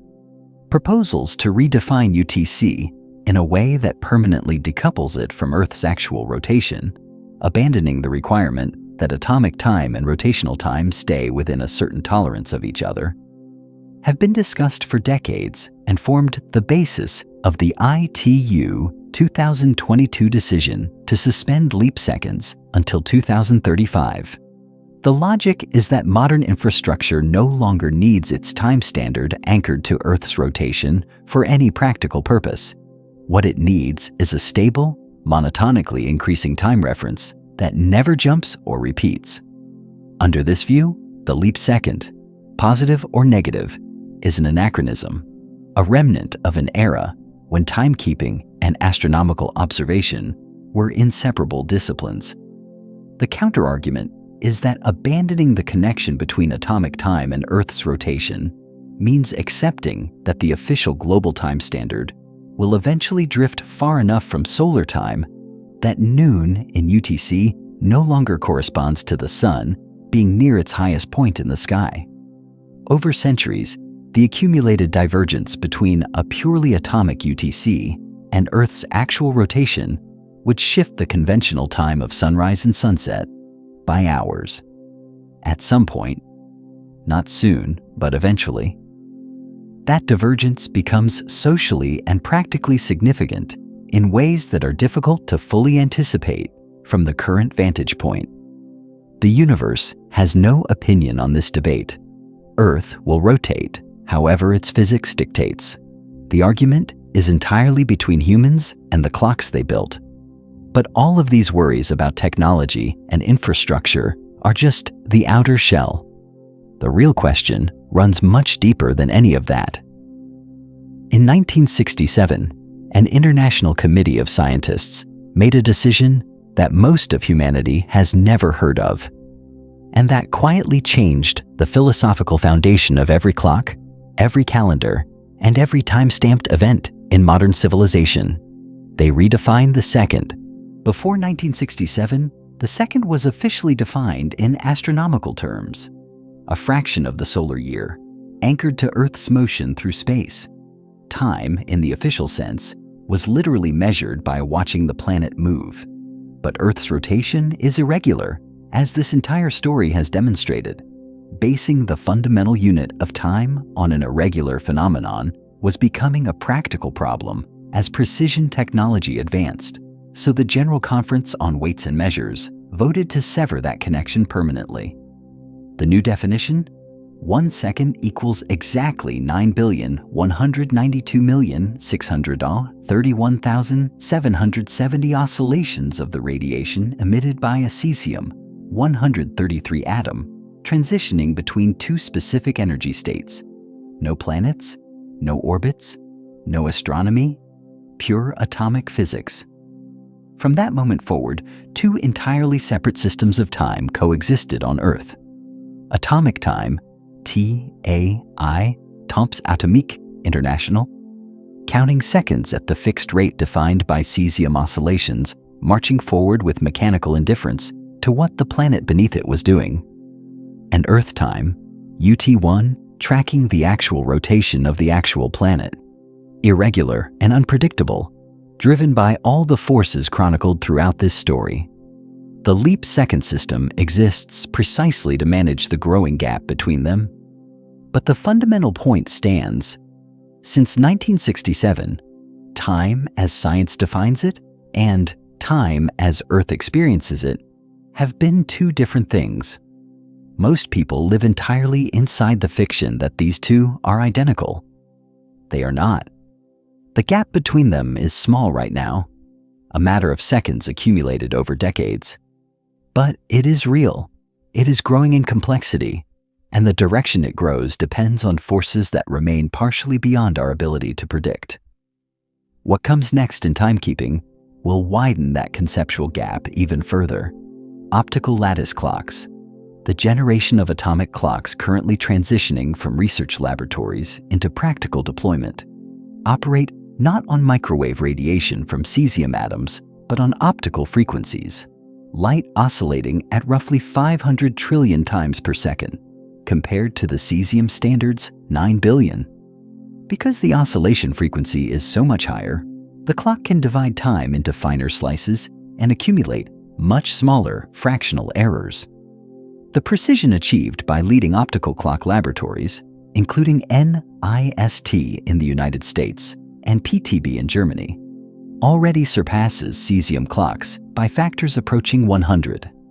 The practical implication: an optical clock would drift by approximately 1 second over 30 billion years. The current age of the universe is estimated at 13.8 billion years. An optical clock running since the Big Bang would still be accurate today. That level of precision sounds like an engineering achievement with no practical consequence beyond satisfying scientific perfectionism. In fact, it opens a door to something that reframes the entire story of Earth's rotation and timekeeping in an unexpected and deeply strange direction. Optical clocks are precise enough to detect gravitational time dilation, the phenomenon predicted by Einstein's general theory of relativity, confirmed experimentally many times, which states that time runs at different rates depending on gravitational field strength. Stronger gravity slows time. Weaker gravity speeds it up.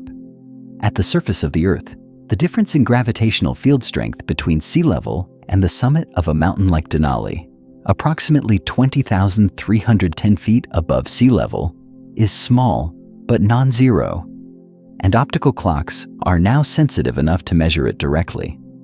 GPS satellites already account for gravitational time dilation in their operation. A GPS satellite in orbit experiences weaker gravity than a receiver on the ground, which means its clock runs faster, and this effect must be corrected for in the positioning calculations. Without that correction, GPS position errors would accumulate at a rate of roughly 7 miles per day. Einstein's relativity is not an abstraction in modern technology. It is a practical engineering parameter. But optical clocks bring this down to the human scale. A clock sitting on a table at sea level runs measurably slower than an identical clock sitting 1 foot higher. Because even 1 foot of additional elevation means infinitesimally weaker gravitational pull from Earth's center, and weaker gravity means time runs fractionally faster. The effect at 1 foot of elevation difference is far too small for cesium clocks to resolve. Optical clocks can resolve it.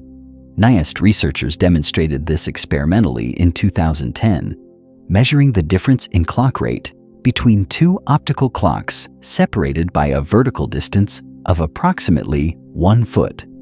The result matched Einstein's prediction.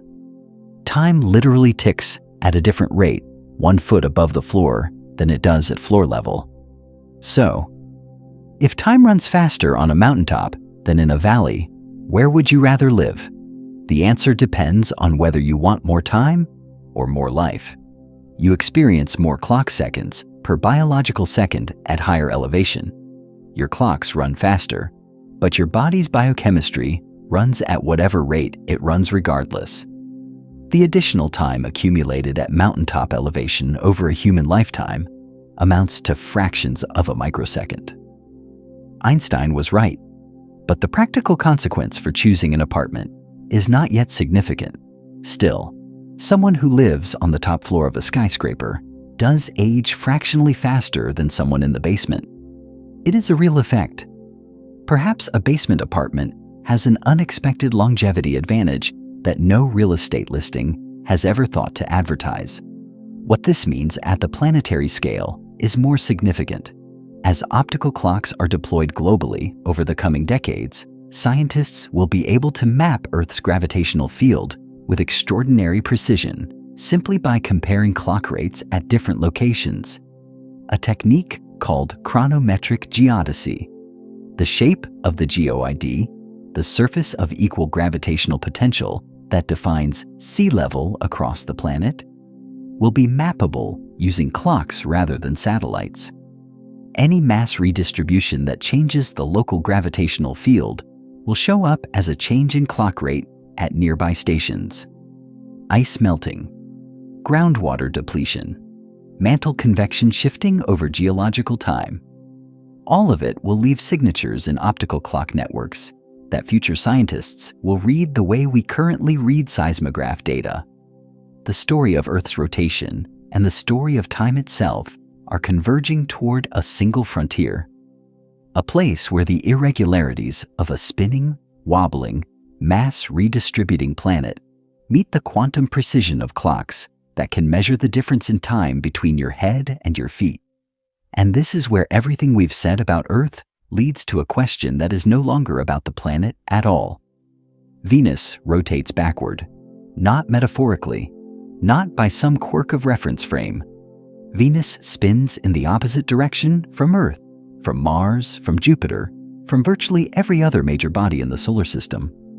If you stood on the surface of Venus, assuming you survived the 900 degrees Fahrenheit temperature and the crushing atmospheric pressure of 90 times Earth's sea level, the sun would rise in the west and set in the east. Every day, the opposite of everything you have ever known. And it rotates extraordinarily slowly. One complete rotation of Venus on its axis takes 243 Earth days. One complete orbit of Venus around the Sun takes 225 Earth days. This means a day on Venus, the time from one sunrise to the next, is actually longer than a year on Venus. The planet completes its annual journey around the Sun before it finishes a single rotation. In the solar system's catalog of strange facts, this ranks near the top. The leading scientific explanation for how Venus arrived at this condition runs through the same rotational mechanics that govern everything discussed in this story. Venus likely formed with a more rapid rotation, not necessarily similar to Earth's, but certainly faster than the geological crawl it maintains today. Over billions of years, two braking mechanisms worked in combination to slow and eventually reverse that original spin. First, solar tidal forces. The sun's gravity acts on Venus the same way the moon's gravity acts on Earth, creating tidal bulges in Venus's thick atmosphere and, to a lesser extent, its rocky body, generating a torque that opposed the original rotation direction. Second, Venus's atmosphere is extraordinarily dense, roughly 90 times the mass of Earth's atmosphere, and atmospheric tidal effects, the gravitational interaction between the Sun and that massive atmospheric layer, contributed additional braking and directional torque over geological time. The combined effect, operating over billions of years, brought Venus's rotation to a near standstill and then pushed it past zero into retrograde. Venus is what happens when tidal braking runs to its logical conclusion and then keeps going. Mars presents a different and equally instructive case. Its rotation rate is strikingly familiar. One Martian day, called a sol, lasts 24 hours and 37 minutes, almost identical to Earth's. If you landed on Mars and set a watch to local time, you would feel the rhythm of the days in a way that would be immediately recognizable. Sunrise, noon, sunset, night, all arriving at intervals almost indistinguishable from what you have experienced your entire life. But Mars has a problem that Earth does not. It has no large moon. Mars has two moons, Phobos and Deimos. Both captured asteroids, both tiny. Phobos is roughly 17 miles across. Deimos is roughly 9 miles across. Together, they represent an insignificant fraction of the stabilizing gravitational influence that Earth's moon exerts on Earth's axial tilt. Earth's moon is enormous relative to its parent planet, large enough that the Earth-Moon system is sometimes described as a double planet, and that size gives it the gravitational leverage to act as a stabilizer for Earth's rotational axis, keeping the axial tilt locked near 23.5 degrees across hundreds of millions of years.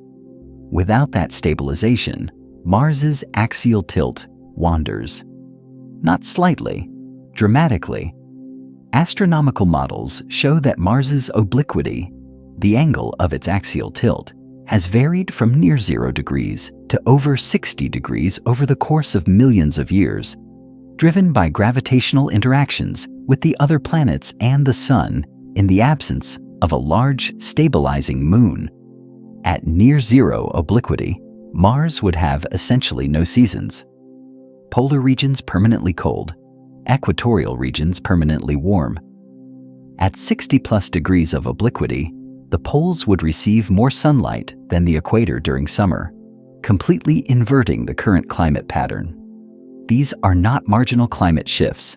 They are complete reorganizations of where on the planet is warm and cold, wet and dry, potentially habitable, or definitively not. The geological evidence on Mars supports this picture.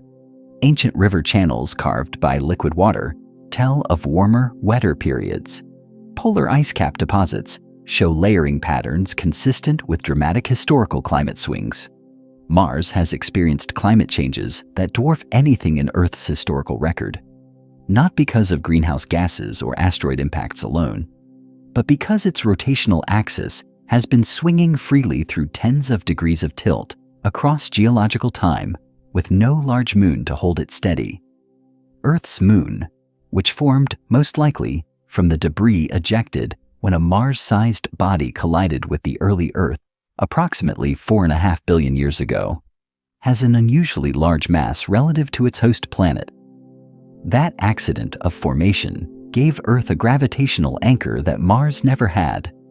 The axial stability that made Earth's seasons predictable enough for ecosystems to evolve over hundreds of millions of years, that allowed complex life to develop without being periodically obliterated by planetary-scale climate reversals, traces directly back to one specific, violent collision in the early solar system. So, if Earth had no moon, do you think life would have developed and thrived the way it did? The answer that planetary science points toward is probably not. At least not complex multicellular life on the scale and timeline that produced us.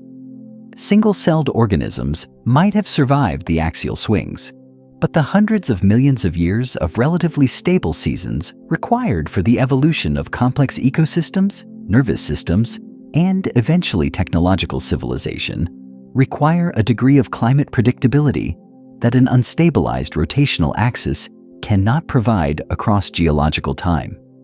The thing that made our existence possible wasn't oxygen or liquid water or the right distance from the sun, though all of those matter. It was a rock, a very large rock that happened to be flung into exactly the right orbit by an ancient collision and has been holding the planet steady ever since. Somehow, the romantic symbol of human civilization, the moon that poets have written about for 10,000 years, that lovers have looked up at on every continent across all of recorded history, turns out to also be the unglamorous mechanical reason that any of those poets existed in the first place. And when you look at the full cosmic picture, you realize that the story of Earth's rotation doesn't end here. Throughout this entire story, we have been treating Earth spinning faster as a problem. A malfunction, something gone wrong with a system that should be behaving itself. The inner core shifting, the ice melting, the axis drifting, the days shortening, framed implicitly as deviations from a correct baseline that existed before and should be restored. That framing is completely backward, and recognizing why changes everything. Earth does not know what 24 hours is. That number, 86,400 seconds, the duration that every clock on the planet is calibrated to, that every work schedule and school bell and medication dosage interval is built around, is a human invention. Specifically, It is a Babylonian invention. The ancient Babylonians, working in Mesopotamia roughly 4,000 years ago, used a base 60 numerical system, chosen, most historians believe, because 60 divides cleanly by 2, 3, 4, 5, 6, 10, 12, 15, 20, and 30, making it extraordinarily convenient for mental arithmetic and fractional calculation without remainder. They divided the day into 24 hours using that mathematical framework. They divided each hour into 60 minutes, each minute into 60 seconds. Those divisions were then inherited by the Greeks, carried into the Roman calendar system, absorbed into medieval European timekeeping, formalized by international scientific bodies, encoded into atomic clock standards, and eventually burned into the firmware of every digital device on Earth. The universe was not consulted during any of this process. Earth spins at whatever rate its physics produces. It has always done this. The Babylonian mathematicians chose a convenient number for dividing the sky into manageable sections. And then, over 4,000 years, their choice calcified from a useful convention into something that feels indistinguishable from natural law. 24 hours feels inevitable. It is not.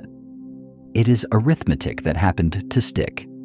And the planet has been indifferent to it the entire time.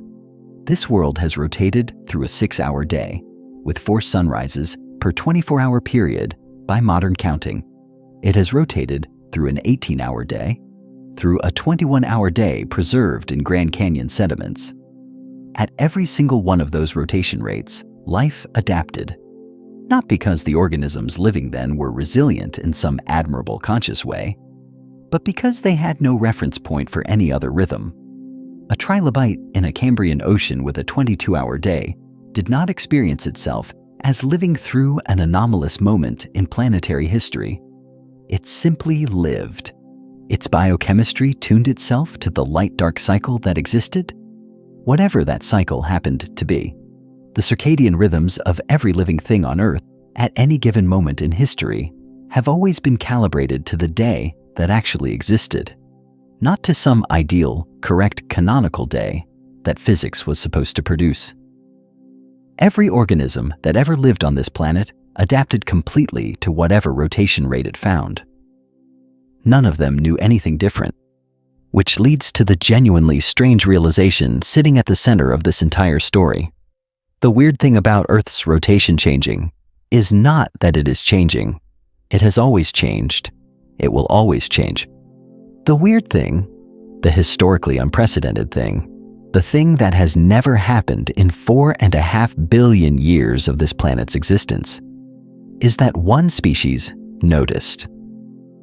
One species built instruments sensitive enough to detect a change of 1.59 milliseconds in the length of a day.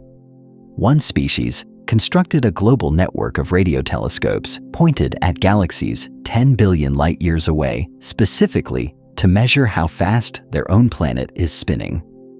One species looked at the number their instruments returned and felt anxious about it.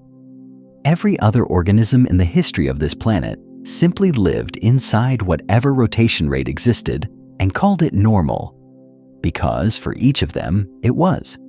We are the first living things in 4.5 billion years to know that the day is changing. And that knowledge, rather than the change itself, is the genuinely extraordinary development in this story.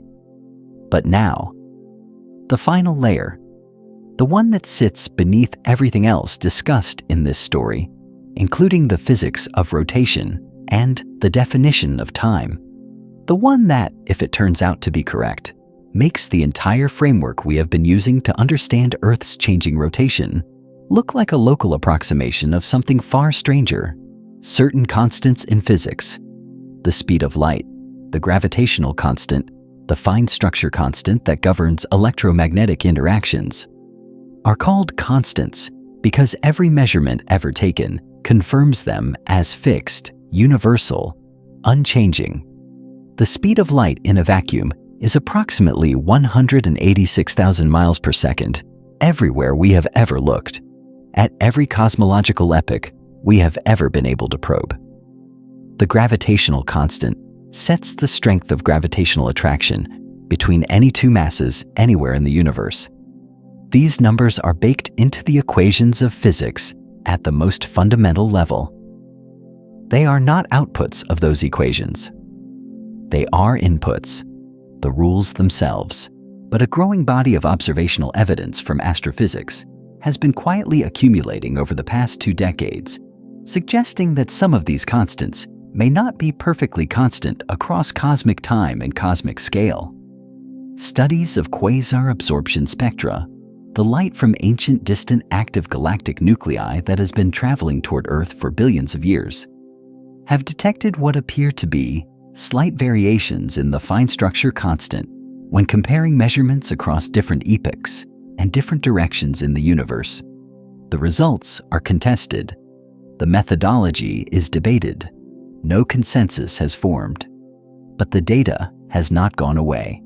If the fine structure constant varies even slightly across cosmic time or across the vast distances of the universe, the implications cascade outward in every direction. The rate of nuclear reactions in stellar cores would be affected.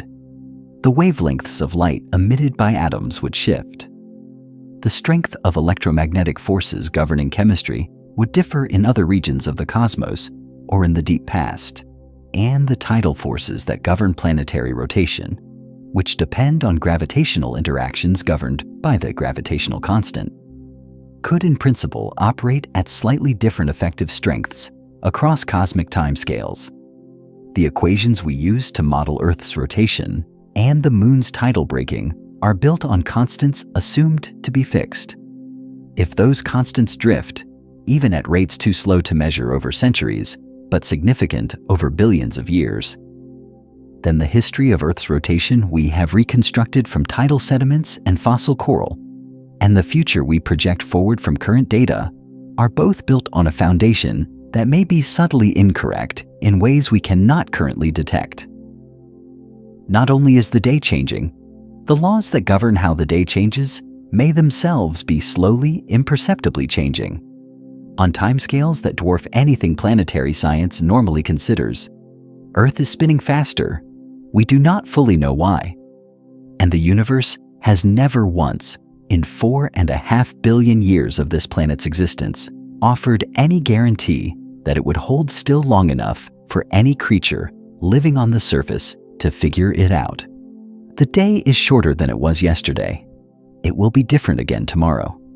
The clocks we built to measure it are the most precise instruments in human history, and they are still chasing a target that keeps moving, governed by rules that may themselves be in motion, on a planet that has been changing since before the first living cell divided in an ancient ocean and began the long, improbable journey that eventually produced something curious enough to notice.